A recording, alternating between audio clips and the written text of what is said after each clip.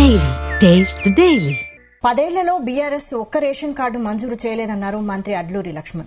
Dharmapuri camp కార్యాలయంలో కార్యకర్తలతో కలిసి ఆయన మీడియా సమావేశం ఏర్పాటు చేశారు. ఈ సందర్భంగా మాజీ మంత్రి కొప్పుల ఈశ్వర్పై మండిపడ్డారు. ఇందిరమ్మ ఇళ్ల విషయంలో ప్రజలను మోసం చేస్తారంటూ చేసిన ఆరోపణలు సిగ్గుచేటన్నారు. బీఆర్ఎస్ నమ్మని వారిని నట్టెట్ట ముంచే పార్టీ అని ఎద్దేవా చేశారు. బీఆర్ఎస్ నుంచి ఎంతో మంది తమతో టచ్ లో ఉన్నారని, మేము పిలుపునిస్తే బీఆర్ఎస్ లో ఒక్కరు కూడా మిగులరని తెలిపారు.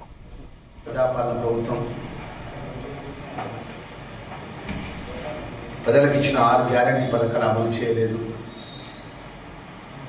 ఇందిరమ్మ ఇళ్ళ విషయంలో కూడా ఎక్కడ కూడా ఇందిరమ్మ ఇళ్ళ విషయంలో కూడా ప్రజలకు ఆ పథకాన్ని అమలు చేయక నట్టేటం వచ్చింది,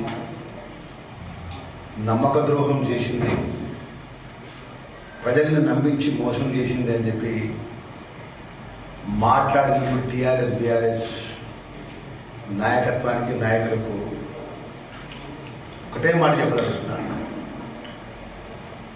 నమ్మినులకు నట్టేట ముంచే గుణము, నమ్మిన ప్రజల్ని పచ్చి మోసం చేసే ఒక మీ మాజీ ముఖ్యమంత్రి కేసీఆర్, మీ మాజీ మంత్రులకు, మీరు 2014 నుంచి 23 వరకు మేమే రాజులం మేమే మంత్రులమని పరిపాలించిన మీకుంటుంది. ఒకసారి గుండె మీద చేసుకొని పునరాలోచన చేసుకోండి. మీరు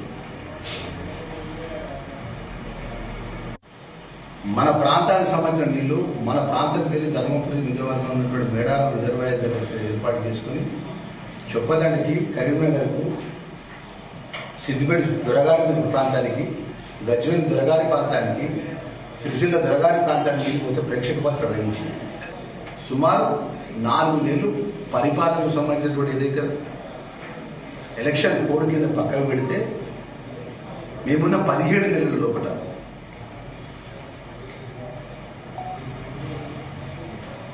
అక్కసు పెట్టుకుంటూ ఇక నోరు దేవుడిచ్చిండు కదా అని చెప్పి ఎదుటి వాళ్ళని బట్టగాల్చి మీద పడేసి మీ నాయకుడు నేర్పించినటువంటి ఆ తత్వం అన్నట్టు అమాయకంగా ఒక అబద్ధాన్ని 10 సార్లు మాట్లాడే ఆలోచన ఇవ్వాలని చెప్తున్నాడు. ఆయన ఏమైనా ఆరోపణ చేసిండు? జిల్లాకు సంబంధించినటువంటి టీఆర్ఎస్ బీఆర్ఎస్ నాయకులు ఇందిరమ్మ ఇల్లు కట్టలేదు, ఇందిరమ్మ ఇళ్ళ విషయంలో కూడా ప్రజలకు మోసం చేసిండు. ప్రజాపాలన ప్రభుత్వం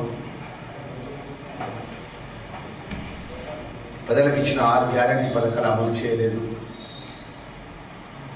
ఇందిరమ్మ ఇళ్ళ విషయంలో కూడా ఎక్కడ కూడా ఇందిరమ్మ